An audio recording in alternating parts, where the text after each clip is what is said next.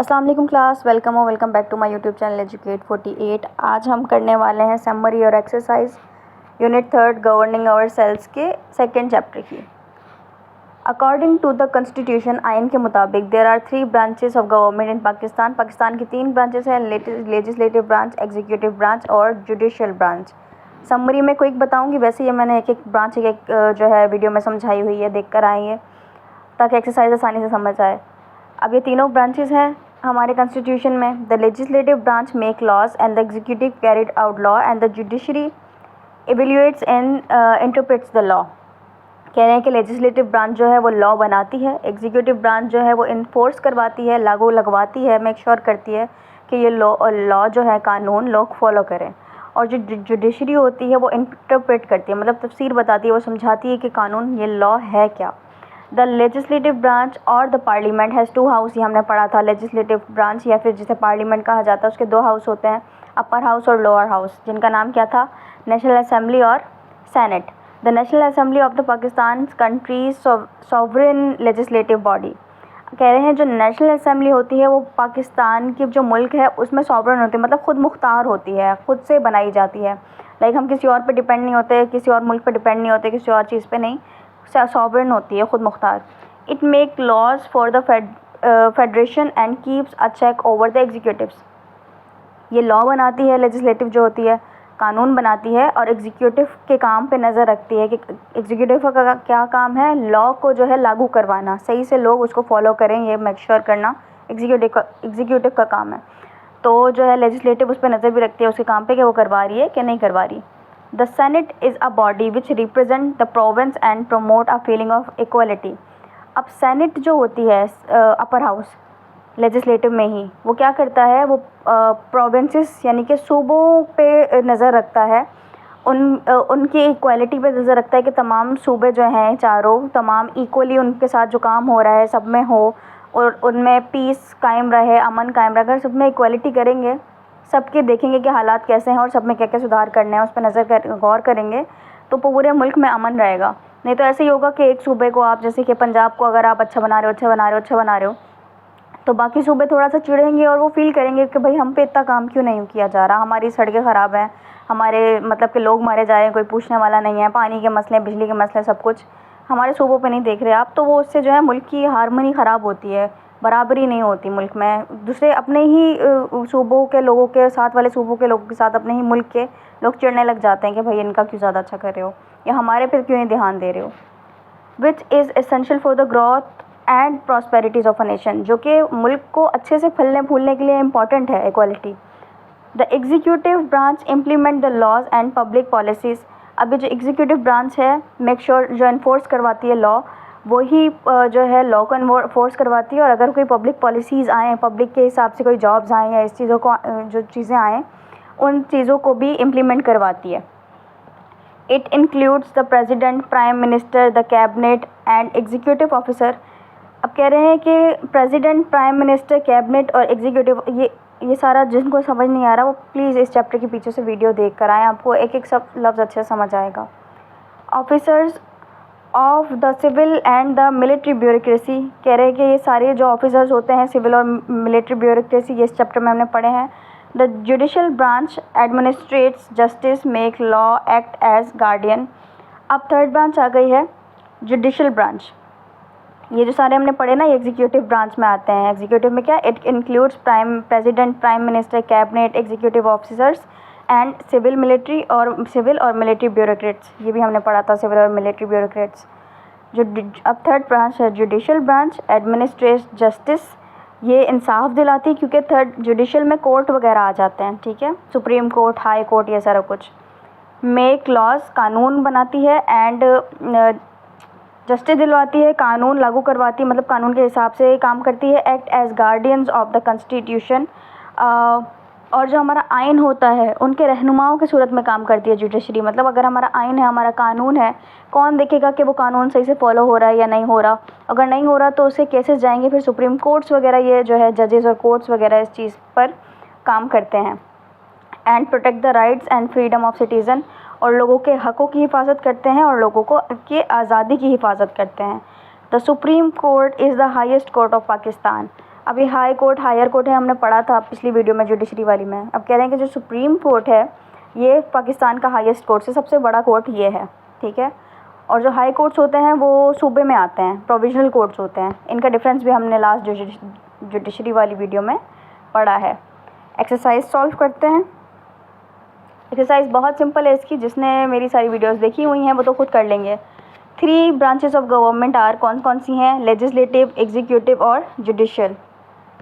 Second है the legislative branch और parliament consist of 2 house, 2 house. अभी हमने पढ़ा कौन से 2 हाउस के बने हुए हैं, एक नेशनल असेंबली और एक सेनेट, ठीक है। थर्ड है the head of government is the, government का हेड कौन होता है? Prime minister. फोर्थ है the prime minister appoint the cabinet from the member of the parliament या नेशनल असेंबली। कैबिनेट के जो मेंबर होते हैं ये सारे प्राइम मिनिस्टर कहाँ से चुनते हैं? अपॉइंट करते हैं नेशनल असेंबली से। The highest court of Pakistan is, Pakistan का सबसे बड़ा कोर्ट कौन सा है? सुप्रीम कोर्ट, ठीक है।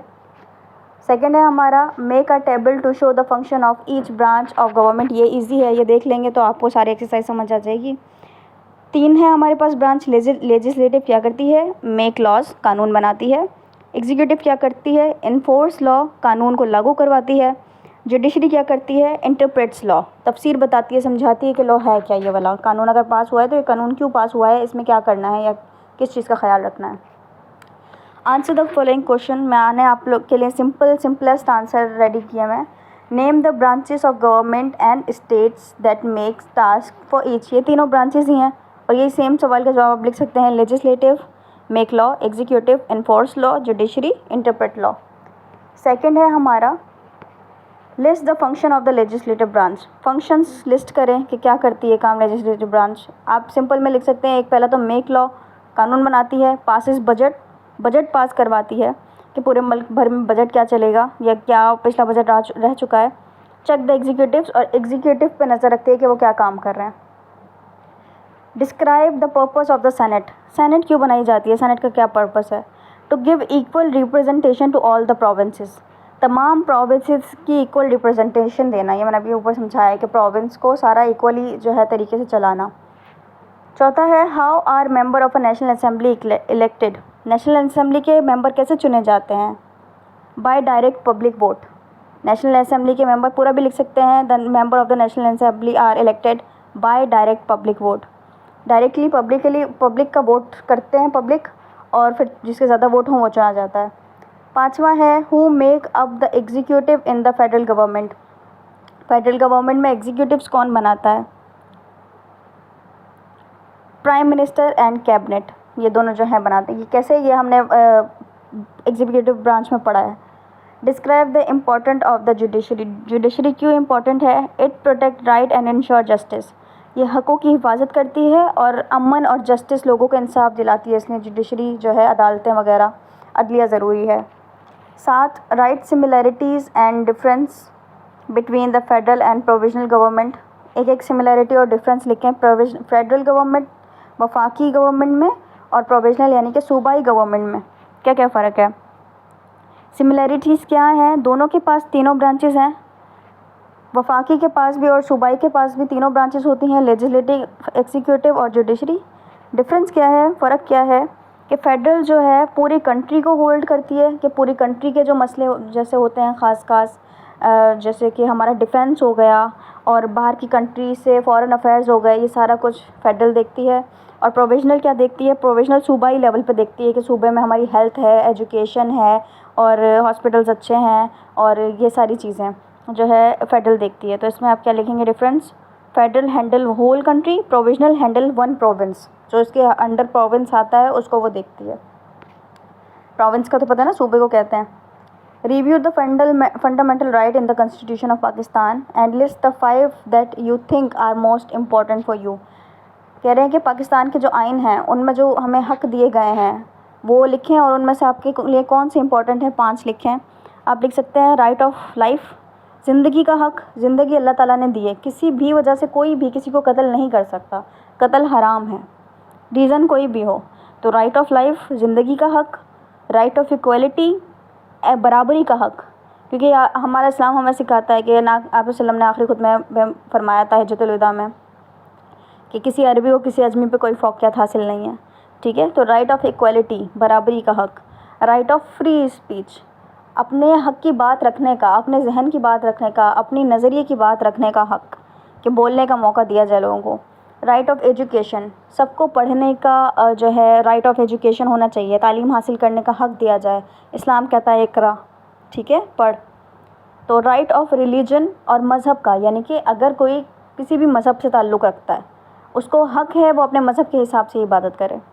आप अगर किसी को आप ख़ुद से इंस्पायर करना चाहते हैं तो आप अपने आप को सुधारें, ताकि वो लोग आपको देख के आपके मज़हब के बारे में जानना चाहें, ना कि आप उनको पीट पीट के बोलें कि हमारे मज़हब का कलमा पढ़, ठीक है। ऐसे दिल में नहीं हो तो ऐसे तो अल्लाह भी नाराज़ होता है। तो राइट ऑफ रिलीजन के अगर दूसरा मज़हब है तो उसकी आप रिस्पेक्ट करें, उसे अपने हिसाब से जो है अपनी इबादत करने दें। आप जाके उन पे कुछ ना तंज़ करें, ना उन्हें मारें, ना वो आपके साथ ये कर सकते हैं, ठीक। आगे जो है उम्मीद है समझ आ गया होगा। अगला देख लें। अगला वैसे मैं नहीं करवाती कोऑपरेट वाला, बट ये करेंगे ना तो आप डिफरेंस समझ आ जाएगा कि हमने पढ़ा क्या क्या है और क्या किस चीज़ के बारे में बात हो रही है। In small group of 4 make a diagram to show the difference between the following. अब आप डिफरेंस पढ़ेंगे ना तो आपको समझ आ जाएगा कि क्या क्या चीज़ क्या क्या काम करती है। The legislative branch of the federal and provisional government, क्या फ़र्क है फेडरल और प्रोविजनल गवर्नमेंट की लेजिस्लेटिव ब्रांच में? तीनों छोटा सा ही आंसर है, समझा देती हूँ। The member of the executive branch of the federal and the provisional government, executive branch के फेडरल और प्रोविजनल गवर्नमेंट के मेंबर में क्या फ़र्क है? मतलब कि फेडरल और प्रोविजनल तीनों ब्रांचेस के फेडरल और प्रोविजनल में क्या फ़र्क है ये बताना है हमें। The court system in the federal and provisional government, ठीक। लेजिस्लेटिव में जो फेडरल होती है वो 2 हाउसेस की बनी होती है। पार्लियामेंट जो होता है वो 2 हाउसेस का बना होता है, सेनेट और नेशनल असेंबली, यानी कि अपर हाउस और लोअर हाउस। जबकि प्रोविजनल में क्या होता है, सिर्फ प्रोविजनल असेंबली होती है, यानी कि 2 हाउस नहीं होते, इसमें सिर्फ एक होता है। ये लेजिस्लेटिव में फ़र्क हो गया। एग्जीक्यूटिव में फेडरल और प्रोविजनल का क्या फ़र्क है? जिसको फेडरल और प्रोविजनल समझना नहीं आ रहा, मैंने पहली और दूसरी इस चैप्टर की वीडियोस इन्हीं पर है मेरी, ठीक है। एग्जीक्यूटिव ब्रांच क्या है? अगर जिसको मेरी वीडियोस ना मिल रही हो करें, वो मेरा चैनल का नाम लिख के ना टॉपिक के साथ में चैनल का नाम लिख दिया करें, एजुकेट 48, तो आपको सारी मेरी वीडियोस मिल जाएंगी। एग्जीक्यूटिव ब्रांच में क्या है? फेडरल में क्या होता है? प्राइम मिनिस्टर और कैबिनेट होता है। प्रोविजनल में क्या होता है? सूबाई में क्या होता है? चीफ मिनिस्टर और प्रोविजनल कैबिनेट होता है, ठीक है, नाम चेंज हो गया बस। कैबिनेट पूरा ओवरऑल, प्रोविजनल कैबिनेट मतलब सूबाई कैबिनेट। कोर्ट सिस्टम में क्या होता है? फेडरल में सुप्रीम कोर्ट आता है और सूबाई यानी कि प्रोविजनल में हाई कोर्ट आता है। ये मैंने लास्ट में पूरी समझाई थी। यहाँ पे हमारी एक्सरसाइज हो गई है ख़त्म। उम्मीद है आपको समझ आया होगा, और वीडियो को लाइक, शेयर और सब्सक्राइब करना ना भूलें। अपने फ्रेंड्स और स्टूडेंट्स के साथ शेयर करना ना भूलें। और अगला चैप्टर बहुत मज़े का है कि हम इलेक्शंस कैसे करवाते हैं, वोट कैसे पढ़ते हैं, जो कि हमारी यूथ के लिए बहुत ज़रूरी है समझना, क्योंकि हमें पता चले कि हमें मुल्क में किसको वज़ीर बनाना है, किसको वोट देना है और किसके हाथ में अपना मुल्क करना है। ये हमारे एक मुहिब वतन होने की निशानी है, ठीक है। अपना ख्याल रखिएगा। अल्लाह हाफ़िज़।